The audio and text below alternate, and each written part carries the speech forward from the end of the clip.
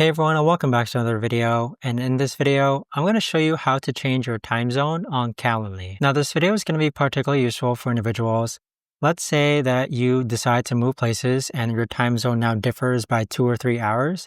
How do you actually go ahead and change your time zone on Calendly? Now, this video is going to be short, sweet, and simple, guys. There's not going to be a lot of steps involved. Now, in order to do this, what you're first going to do is log on to Calendly. Next, on the upper right-hand corner, you want to go and click on your profile icon, and then click on all settings. Now, once you've done so, go ahead and scroll all the way down and you're going to see where it says time zone. Go ahead and click on the drop down menu for where it says time zone. And then this is where you can select any time zone that you see here.